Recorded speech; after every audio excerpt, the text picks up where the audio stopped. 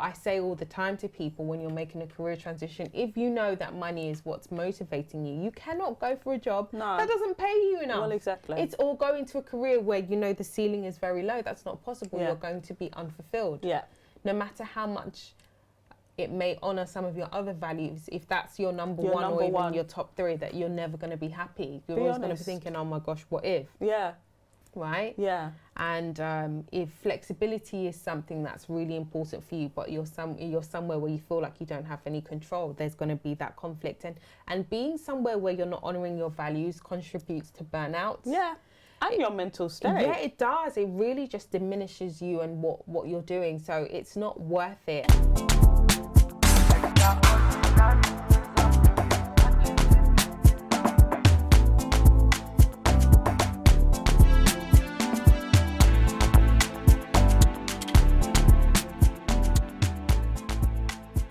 Hi guys, welcome back to another episode of Advice with Alex and Friends, the podcast. I'm your host Alex and I'm joined by my beautiful co-host Novella. Hi guys. And today's episode is all about making sure that you leave the current career and move into the one that you really want to be in, so that you're not repeating the same mistakes. But before we get into that, make sure you are following us on Advice with Alex. That's on Instagram, and Advice with Alex and Friends on TikTok. And if you have not subscribed already, please, why not? Yeah. Like, what are we doing here? Now. So if we get into that, a common question that I get on TikTok is, you know, do you think that this would be the right career for me? And off the top, I can't tell you whether that would be the right career for you, right? Yeah. So something that I have said that people should do is to ascertain what their values are. Mm-hmm. And there is a skills test that I tell people to do, and I'll link it down below. It takes about 10 minutes to ask you all of these different questions, and it's like competing. Which one of these values do you think best aligns for this particular scenario, right? Yeah. And it's great because there's lots of people that think that they're motivated by wealth, but they're not actually. They're motivated by financial stability, for example. And so long as they're financially stable, that's good. So when I did the test, my top 5, well, I can't remember what all top 5 of them were, but it was like freedom, autonomy, I think health was a big thing for me. Love was another one of my values, and there was one more, I can't remember what it was.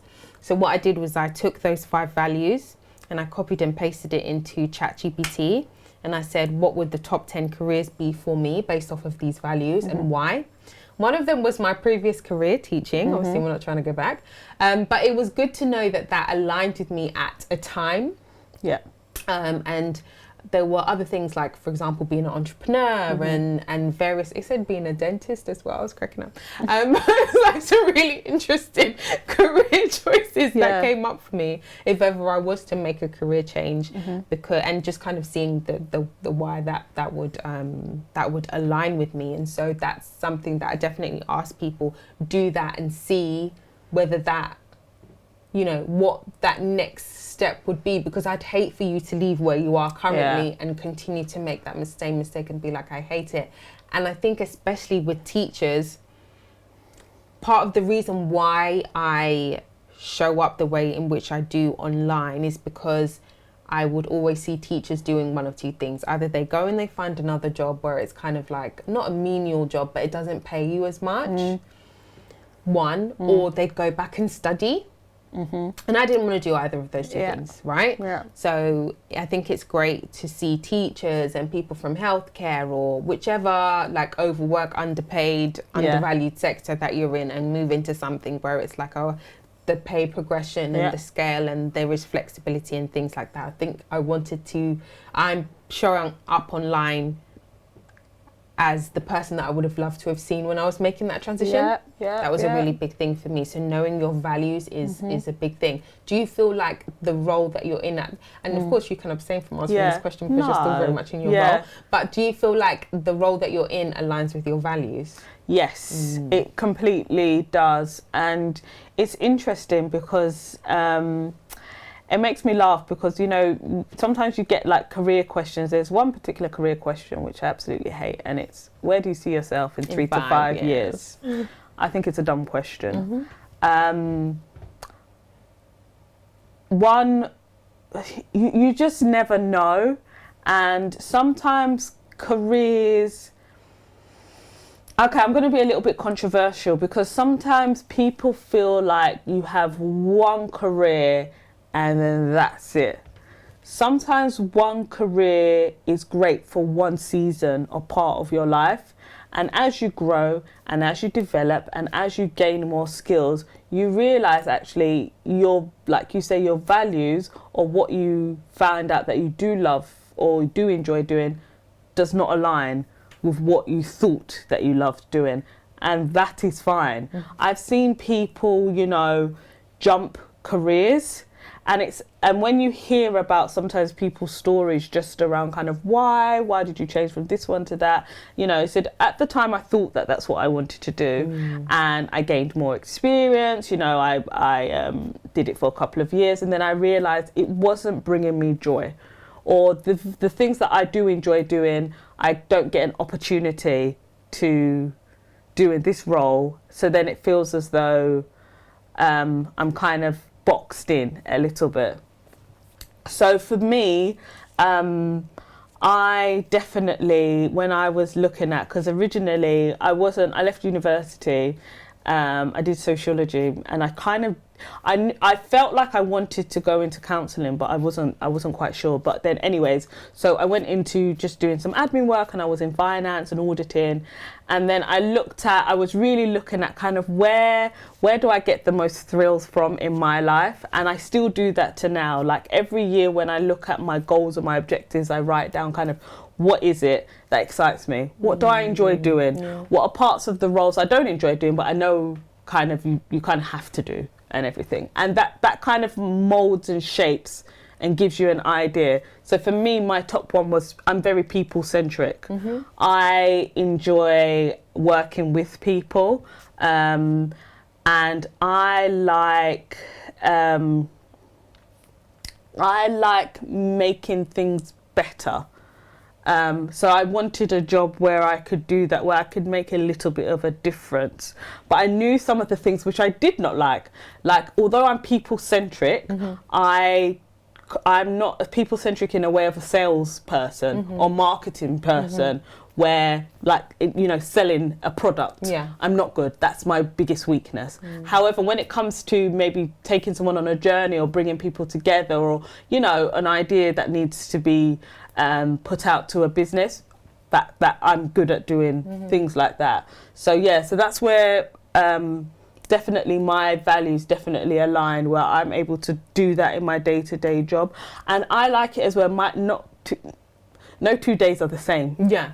I jump from things to things. Like I've got 6 projects going on at one go, and that's how I like to work. Because one day I do this, or 1 hour I do this, another hour I'm doing something completely different.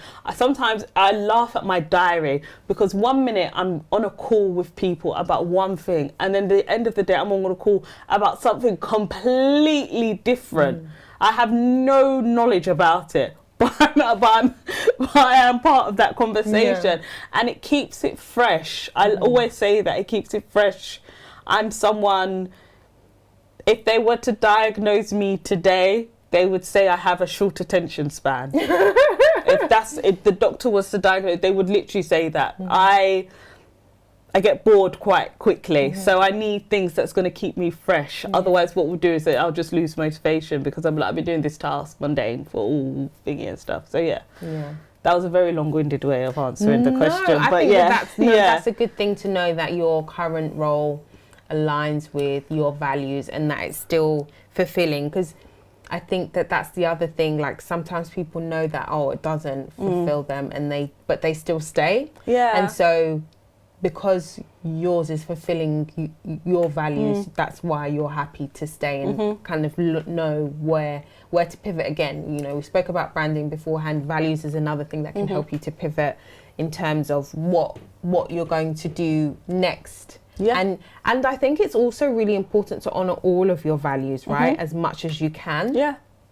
or your kind of top 3, top 5, because you might have a top 10, but that's fine. Like if you look at top 3 and top 5 and making sure that those are being fulfilled, then that's great.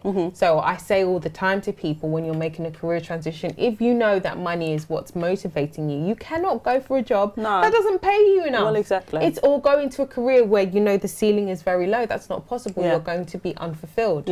No matter how much it may honour some of your other values, if that's your number one or even your top 3, that you're never going to be happy. You're always going to be thinking, oh my gosh, what if? Right?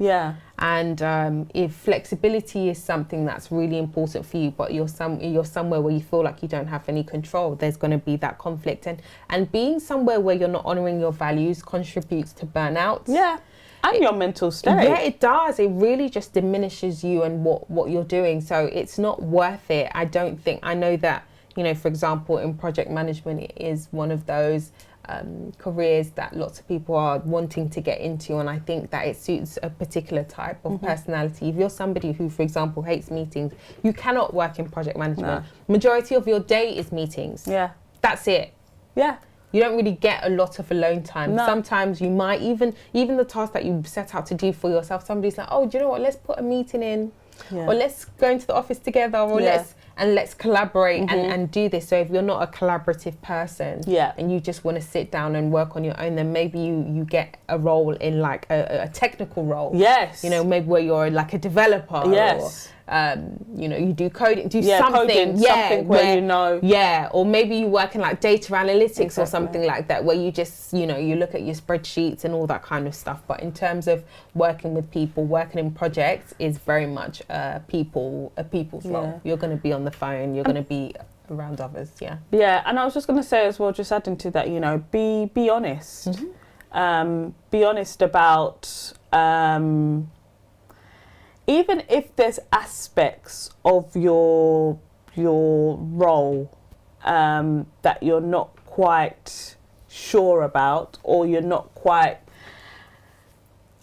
this is a really so even if there's aspects of your role that you are not 100% comfortable with, or for whatever reason, you know, being really open about that. Like, for instance, some people are very, very good at their jobs, but then they don't want to be managers. And I think we've got to respect that, because I think there's this culture where it feels like when you're good at your job, then you'll be a manager. And that's not the case. And we've seen it so many times when you've got people that end up be putting in manager positions and hindering other people underneath them because they just can't manage. And it's just around just being open and honest around about kind of like, I am great at this, that and the other, but people management skills it does not align with me, and I cannot do that job. Whereas you could have someone who was slightly more junior, maybe it doesn't have to be a senior level, but has got those people skills. So it's just around, you know, it's so important around mapping people out in their respective areas, because it could be a massive hindrance on people and people's developments as well. I agree. That is a big thing, because I know that I've definitely come across managers during my working life that who have tried to hinder me, but God said no. I serve a big God. Sorry, you're not stopping anything around here. Absolutely. It's okay. But it does affect you. And so I think even with values, you know, sometimes the job itself, in terms of like what you do day to day, may be fulfilling your values, but maybe your department is one where, you know, your values don't align with the people that are around you, right? And I think that's also something else that needs to be reviewed. And sometimes within an organisation, I know, for example, there have been organisations that I've joined and I'm like, I hate the organisation because they do, and it's like, no, actually, it's the department. It's okay. You move somewhere else and you're like, oh, okay, you know, it's actually fine. So that's another thing as well. I don't feel like when you go into work, that when you're around people, you should feel like you should have to compromise your values. For example, you may be somebody who's quite conservative, more modest, and like maybe people on your team make lots of sexual jokes, and you might feel like you need to get involved, but actually inside you cringe every single time. And so if that's the case, just you don't have to engage, or when they're doing that, you can get up and walk away, or just be quiet, or just let people know, hey, like, I don't want to take away from your fun. I just don't want to engage. Yeah. You know? So then you're not compromising your values. I think that's a really big thing. Or like even with drinking, they might be big drinkers and you're not, and you're like, well, I don't really want to, you know. So yeah, say that. When you know what they are, communicate them to people as well, and show that you hold them really dearly. Yeah. Yeah. Definitely do as well. Just do your research. There are other people that have probably gone through the same thing. That's the great thing about, you know, the advice that you give on TikTok, just around being open about your journey. Because like you said, if you had people who had been through a similar journey to yourself, it might have given you the confidence, I don't know, or not confidence, but more guidance around people who have been through a similar journey. And I would also encourage people, I know not TikTok or anything, and it doesn't have to be TikTok or Instagram or anything like that. I know it's not everybody's social media, it's not everybody's thing, but if you feel confident enough, share your journey with others. People want to hear, honestly, especially when it comes to careers, we don't put enough, well, maybe we do, but careers is massive. It really, it's the longest commitment probably we have in life. Like it's something you have to have a passion and a love. You have to get up on how many days during a week and get yourself motivated around it. It means a lot. So choosing, this is the one thing in life where I feel like you have to definitely, there's very few things in life, but one of those things that you have to have joy, passion, be niche about it, know exactly what you want to do. So if you've got people that, you know, you're able to get tips from, and research about that, then absolutely do that. See what other people did. You know, did you have to do something slightly different? I don't know. Did you know? And I think reaching out definitely helps. And like you even mentioned around kind of just like mentoring, finding a mentor. You know, sometimes mentors or coaches, they don't necessarily provide you with the answers, but they do provide you with the questions that you need to help enable sometimes those things that need to be answered, because only you really can answer those things. So those they provide really good support for you. Yeah, definitely. I think also as well with mentoring, I think the other big thing is there is a level of accountability that you have to take, being the mentee. Your mentor, like you said, can only get you so far. And so I remember I would always thank my mentors, and still to this day I do reach out to them and I say thank you, like you didn't have to help me, you didn't know me from anywhere, that kind of thing. And they're just like, yes, thank you, you're welcome. And also, no, shout out to you. Like you were a star pupil. You know, you put in that work. You did what you needed to do, and that's why you are where you are.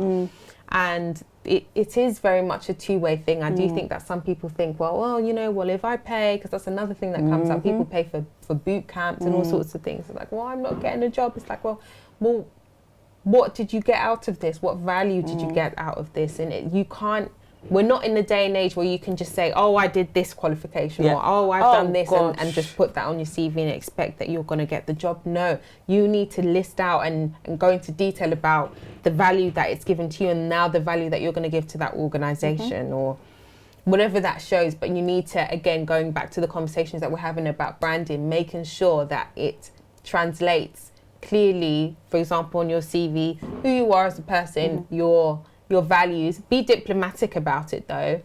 You know, some people kind of write, they write their job title, but they'll say the kind of person that they are. So maybe studious or what's meticulous, those kind of things. Those can align with your values. If you want to communicate your values on your CV, you can do that as well.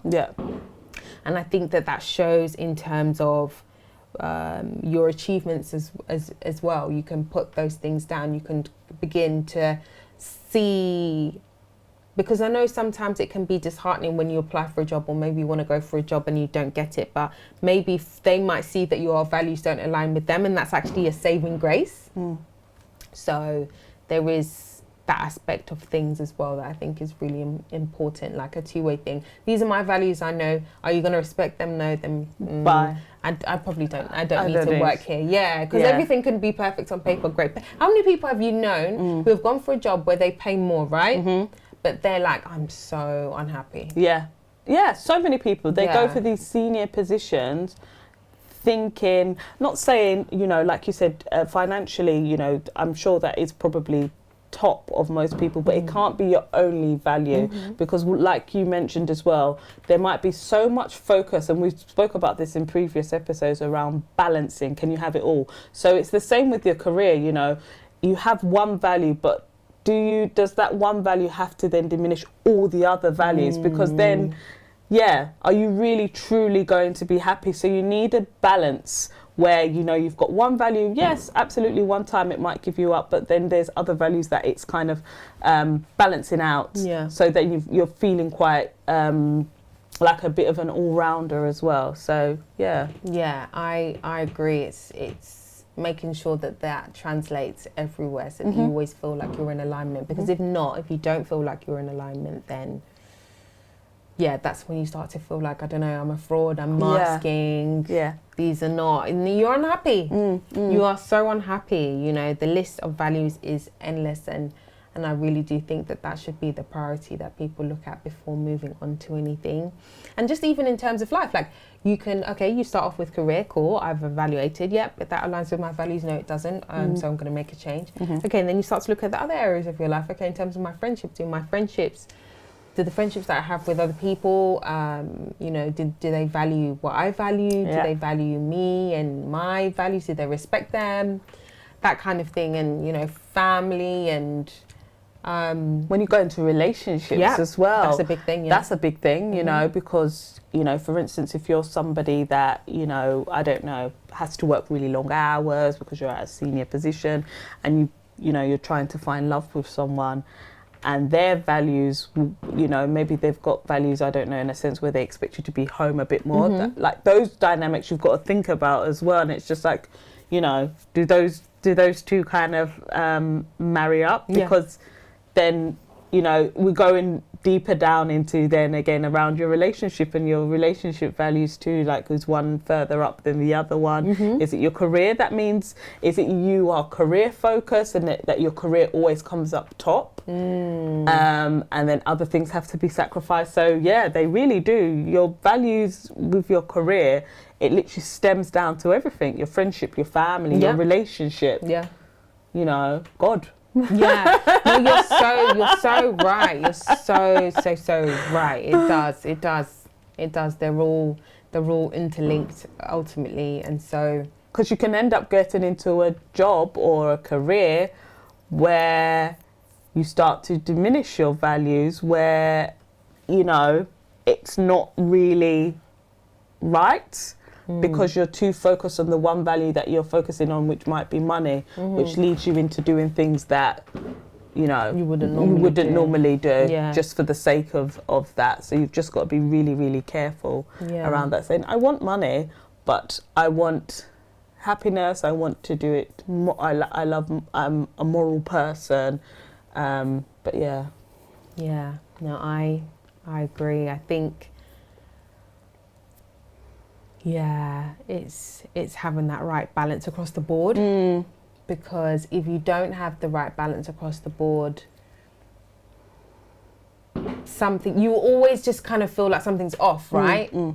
Even if you have 2 out of 3, which for most people is absolutely fine, but if you can go 3 for 3, why not? Why not make sure that it's all there? And I think it's also about knowing it's possible, right? It's possible to have all 3 values acknowledged, and for you to pour into all of those, and at any given point in time. And I think that when you know who you are in terms of your values, when you show up in the world, people respect you.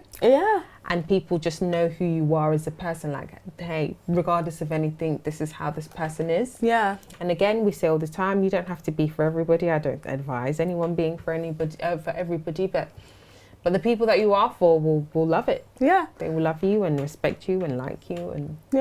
And sometimes some jobs at the very beginning can't give you maybe all your values, but you can probably sense that over time, like, so for instance, if one of your values was like autonomy or freedom to grow in your role, although right now you might be going at a particular level, but you've seen, or they've been able to kind of discuss with you that this is something that will come with time. So for right now, like you mentioned, 2 out of 3 is good, but there is a way of adding the third as well. That is also an option too. So look out for, I might not get everything now, but does that company show me that there is a possible where I can kind of have it all. So you're pouring into maybe your first 2 or 3 values, and then the fourth or whatever number is will kind of pick up over time. Yeah, I agree. If you continue to look at various areas, that's exactly what happens. Yeah, over time you just get better. Yeah. So yeah, I love that. I think it's really important.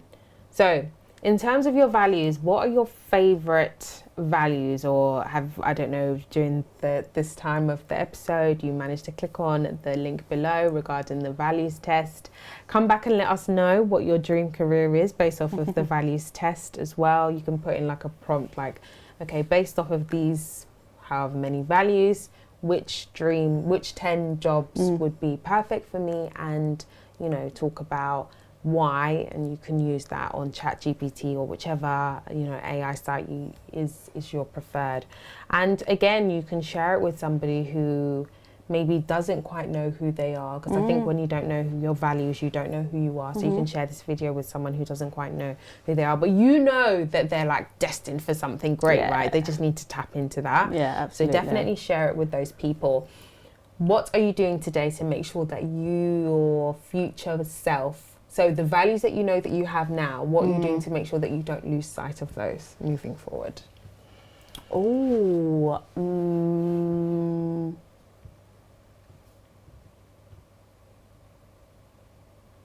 I think consciously making an effort around.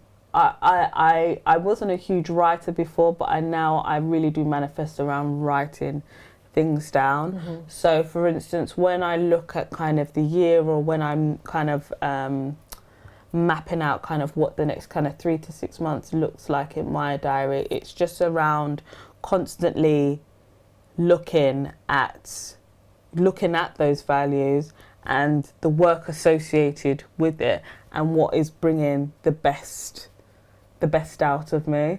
So I'm definitely doing that, I think, for just to continue making sure, and I think that's why I've been able to kind of stay in this role for a while, is because I'm constantly reevaluating, looking at kind of what's coming up, still aligning it to my values to make sure that it kind of keeps me fresh. I think if it ever came to a time where we moved into a space where that wasn't working, then I think I would start evaluating whether I still want to be there. Yeah, look at the next thing. I think for me, in terms of what I am doing to make sure that my future version is proud of what I'm doing today regarding my values, is making sure that they are A-okay, like and right at the forefront of my mind at any given time, and being really intentional about how I'm choosing to show up in the world. So I had a vision board, and I took different, it wasn't just one vision board, it was like vision board for this, vision board for that, and that kind of thing.